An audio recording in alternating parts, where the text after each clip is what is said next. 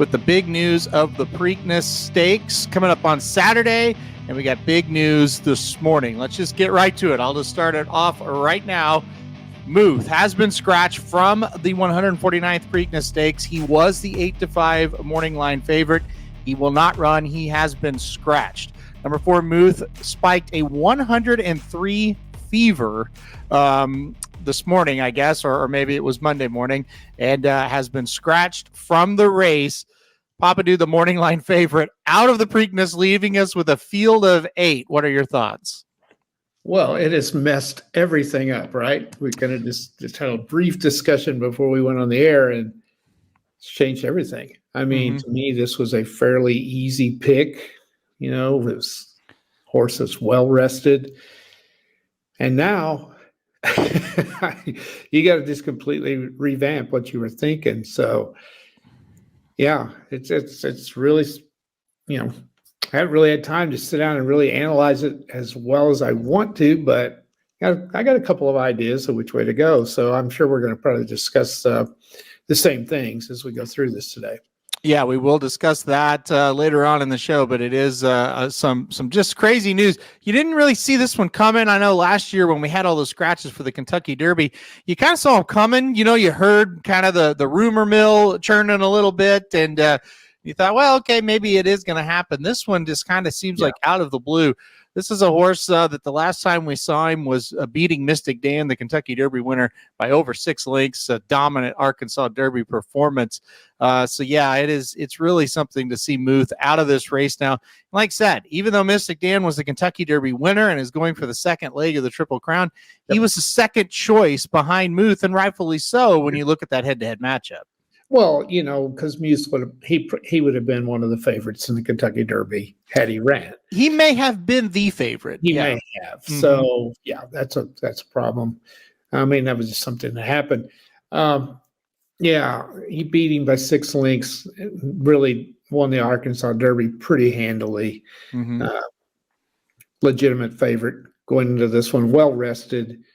And just spikes of fever, and that happens. I don't know there's any controversy to that or at all. I think that just happens. Yep. No, I mean, I don't think there's anything to it. Probably just didn't ship very well. Sometimes you see that a horse might, a day or two after they ship in, they spike a fever, and that happens. Beholder was a horse that used to do that.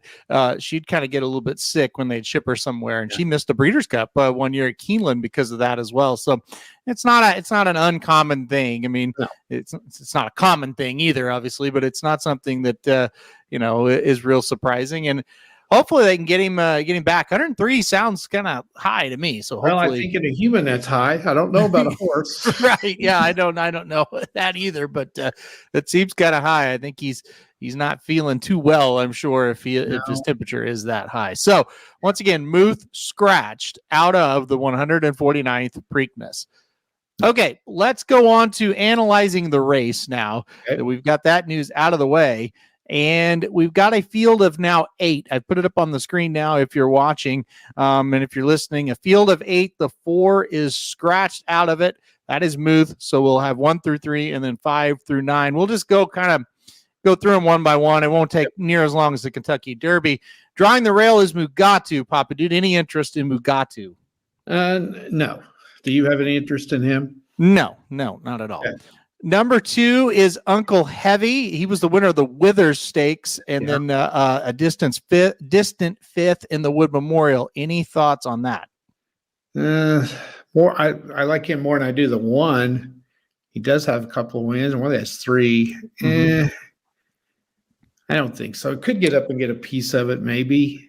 But not a good Wood Memorial, that's for sure. So no, I don't really like him.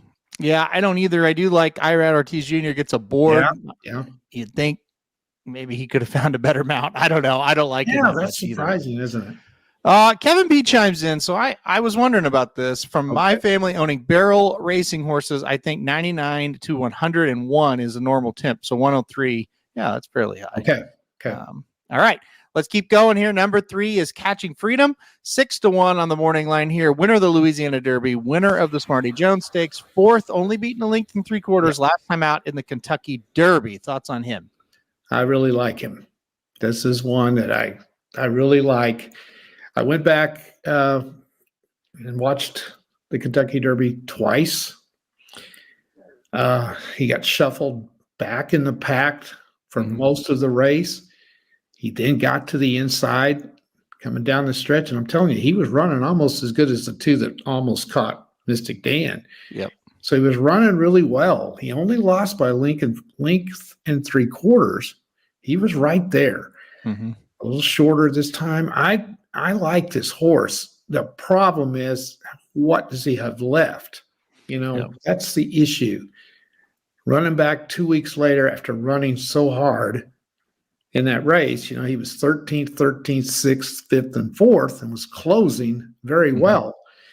That's a concern. So I could see this horse winning this race, though. Can't you? Yeah, I think he's one of the classiest horses in the field, without any doubt. And the 2 weeks rest is a little bit of an issue. We'll talk about it for the next 3 horses we talk about. So it is going to be a little bit of an issue. I did see, and I'll shout out Curtis Manlow for this. I did see an interview with Brad Cox that he tipped me off on, and he said, "Hey, with the Louisiana Derby being March 23rd and all that space between the Louisiana Derby and the Kentucky Derby." Brad Cox said, "Hey, I think it helps kind of rolling them back in 2 weeks when they had that gap in between those 2 races." So I thought that was interesting, and I think he shows up here with a big time shot, no question about it. I think he's a really classy horse, and you can kind of depend on him. You kind of know what he's going to do. Yeah, it might not be good enough, but you kind of know he is going to come with that run there. Yeah, so. Number 4, obviously scratch. That is Muth. He's out, and that will leave us now with the morning line favorite. Will now be number 5, Mystic Dan. I don't know if they'll adjust the morning lines, but you're probably looking like 8-5 if you want to support Mystic Dan here. Of course, winner of the Kentucky Derby, looking for 2 in a row and looking for the second leg of the Triple Crown. Number 5, Mystic Dan. What are your thoughts on him?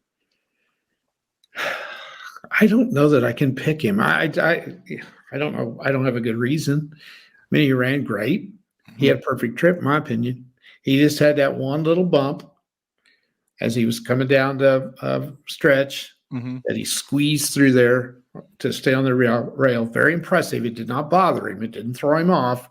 He got squeezed pretty good, and he kept running. So there's again, you got to look at 2 weeks. Can he duplicate it? It's only an 8-horse field. He's in a good post position. Will he get to the inside and do that again? I think he can. He probably will. Yeah, I think he will. So if he gets the same kind of thing, will he have the juice after 2 weeks to go do this again? He was slowing down a little bit down the stretch, but I just think those other horses were just I didn't feel like he was just hitting the wall. Did you? I thought he was still running good. The other 2 were just closing very, very fast.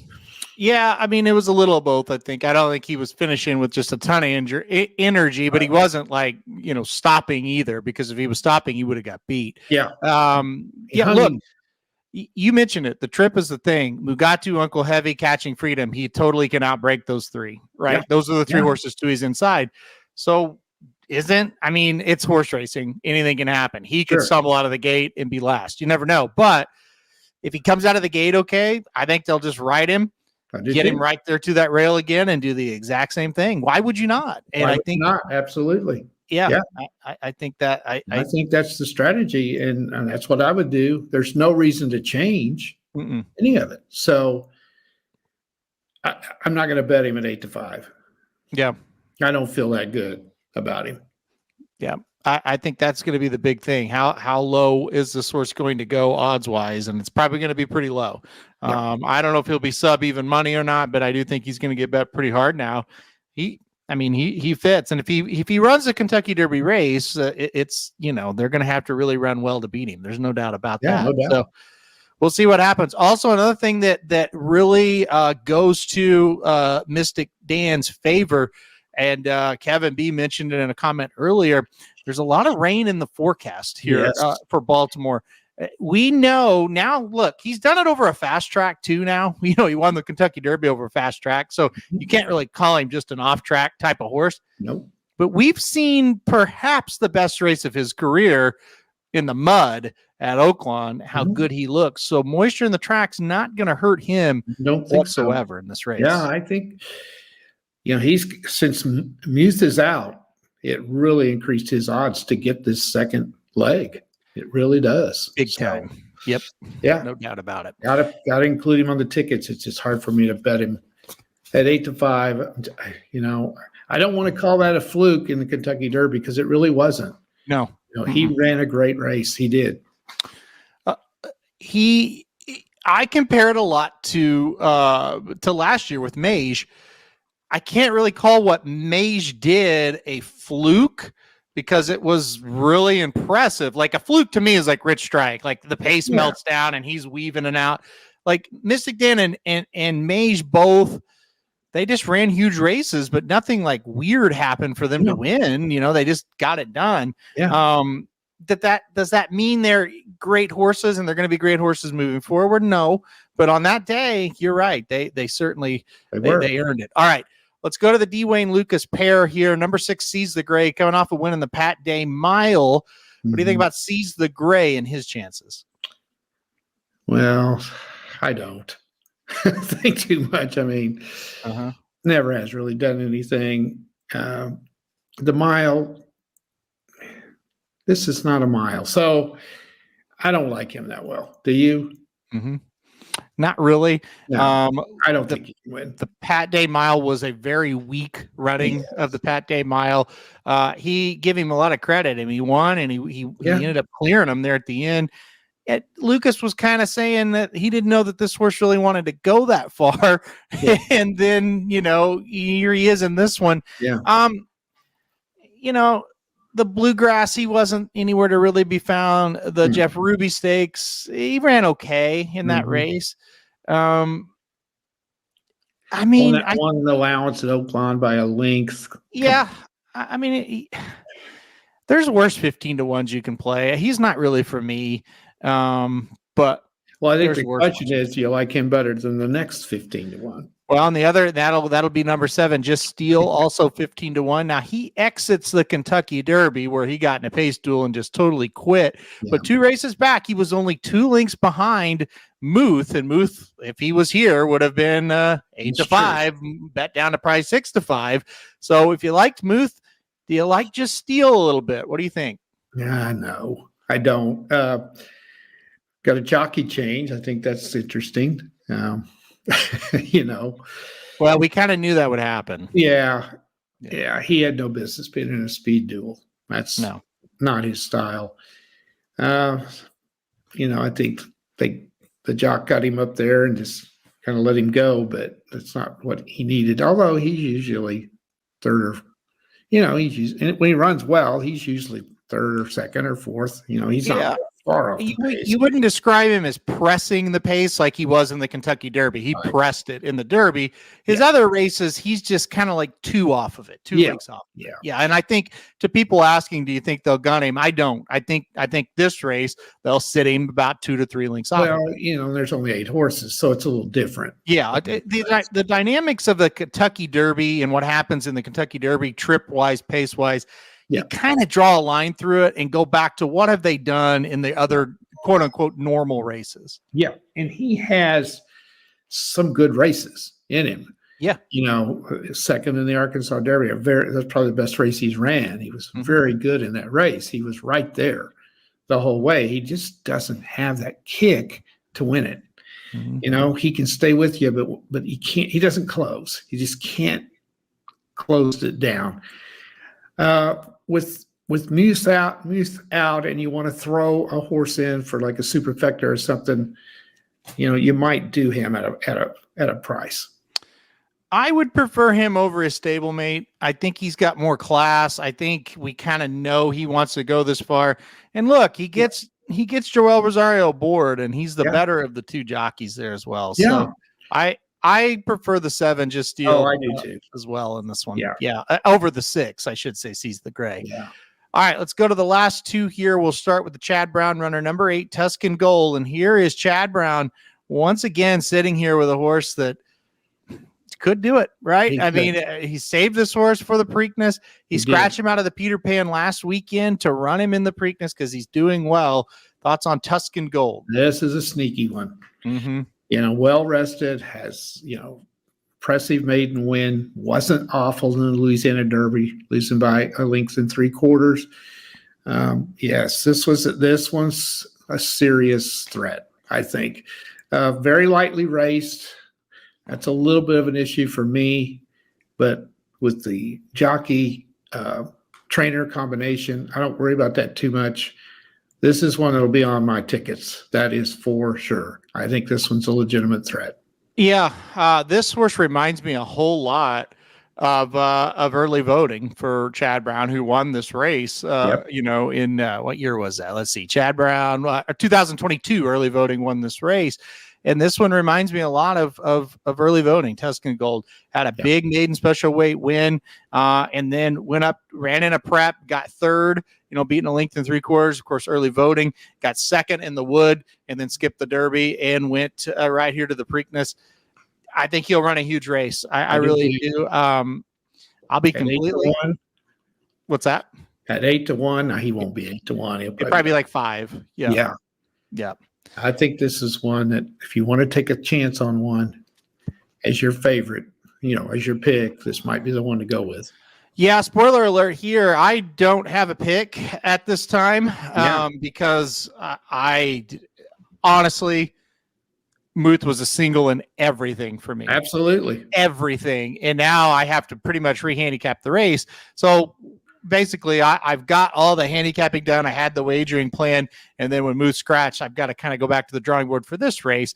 And Tuscan Gold, to me, is definitely one of the big candidates for me to win, pick to win. And I'm certainly going to use him in everything. I think he is dangerous in the spot. So I'm taking a hard look at him. There's no doubt about it. Me too. Yep. I really like him.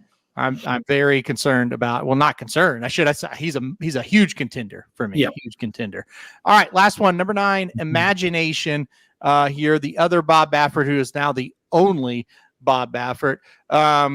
It's going to be very interesting to see what this horse does. 6 starts, 2 wins in 4 seconds. You watch his races, and there's no doubt he runs to the level of his competition. Yes, he gets in front, turning for home. He waits for a horse to come next to him, and then they just have a little battle. And if he wins the photo, he wins the race. If he loses the photo, he loses the race. You look at the Santa Anita Derby. There's no doubt Imagination's just kind of messing around out there. He did. Can they get him focused? Can they break that habit? Because if they can, I think he's serious. If they can't, he's not winning this race. I think that's all it is to me. How do you get a horse to do that? I don't. That's. Just I don't know. I think Bob Baffert would be one, if anybody, that could try to figure it out. Yeah. I remember on draft night, I really wanted this horse because he had ran second twice, but it's like, I see what he's doing. He's gluing next to another horse. And if he gets over that, he's going to be just fine. And so you go to the maiden on New Year's Day, and he won by a length and 3/4. And okay, I was like, part of me was like, okay, maybe he's over it. But the other part is, he totally was waiting on horses that day, but they were so bad they couldn't get to him. But he was just idling. He goes and takes on Maymoon next, and he was better than Maymoon. He just let him win, basically. Yeah. Then he takes on Wind Me Up, and he can barely put him away because he's running with him. Stronghold literally just passes this horse in the Santa Anita Derby, and then there goes Imagination. He gets out, and now he's ahead of him, and then Stronghold beats him to the wire. But if they win another 100 yards, Imagination may have pulled back ahead of him. So all of this, I'm talking in circles here, but all of this is saying, can he get over this habit? Well, how many races is it going to take? I mean, I don't know. When you got a horse that's like that, what do you do? I mean, I'm sure they're going neck and neck in workouts and stuff and trying to get him to pull away. And if he won't do it, he won't do it. So, I mean, you want to throw your money on a horse that you're not sure is going to have that kick because you nailed it. If he does it, he's going to win. I really think he's good enough to win with Muth out. I think he turns for home with the lead, and if they can get him to accelerate before another horse gets to him, I think he can beat him. Yeah. Well, then the other question is, can he accelerate? Maybe that's it. Maybe that's it. Yeah. He doesn't have that. I don't know. Yeah. but you would think he would. And he's a very difficult one to pick to win. Yep. I know. I mean, when you look at this field of 8 now, the logical one to pick is the 5. Yeah. I think. Yeah. He's done the most. Yeah. There's no doubt. Yeah. So, but I'm not picking him. I just don't know how much juice he's got left. I don't know. Most of the people in the chat are like, okay, yeah, Mystic Dan's going to be 3 to 5, 4 to 5, but I got to go against him. And I tend to lean that same direction. I'm not going to pick Mystic Dan to win. We've seen it. I feel like I don't know if he can do this back to back. I just don't know. That's just it. And there was some skepticism as soon as that race was over, of even from a guy in Kenny McPeak. We can say a lot of things about him, but he's a very aggressive trainer, and he usually like 2 weeks, no problem, we'll do it.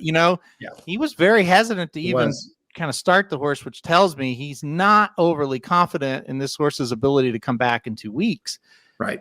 With him hesitating, that was weird for him. And, it was odd that he didn't say, oh, yeah, we'll be there. If this horse is okay, we're going to be there, because, he wants a chance at that Triple Crown. So, but I guarantee you, he sure is glad he entered him now with Muth down. Yeah.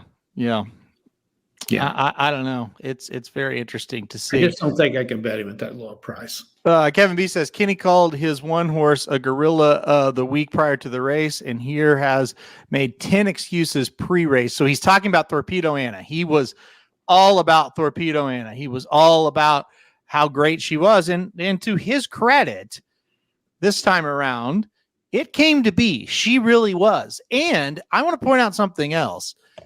In the Kentucky Oaks press conference, they asked him about running in the Preakness, and he said, yeah, that with Torpedo Anna. And he said, yeah, that does sound like a thing I might do.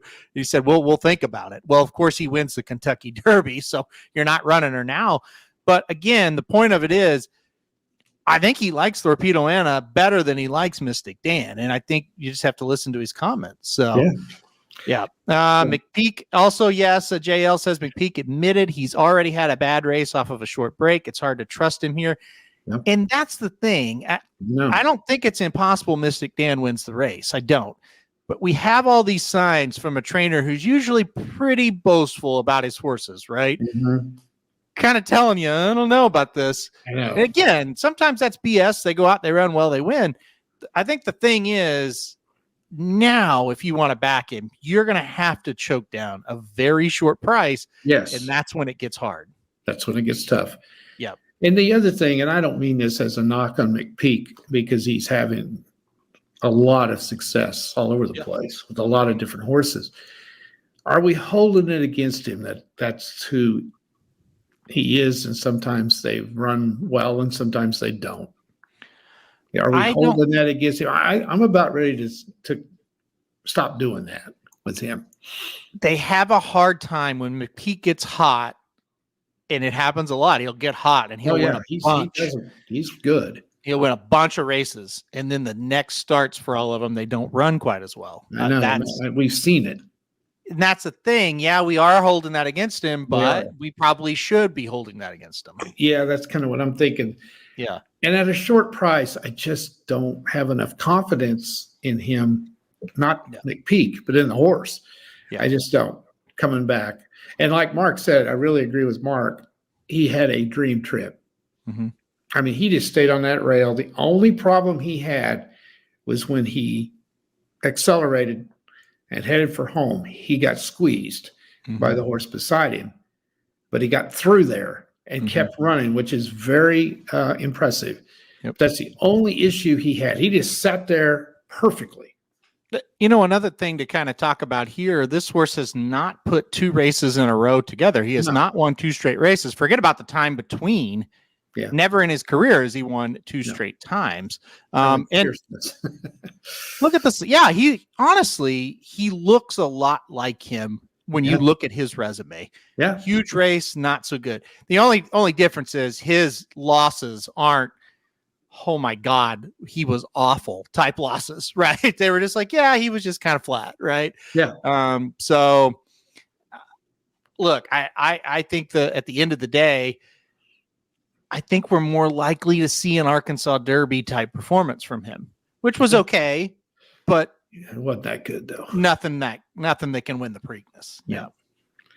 No, I think I'm not going to pick him. I'm just not because that price is going to be very, very short. Mm-hmm. And these new shooters, the 8 and the 9, I think are very, very dangerous. Yep. And, catching Freedom, if he's got enough in his bones, coming off of that, I think he can win it. I do. Yep.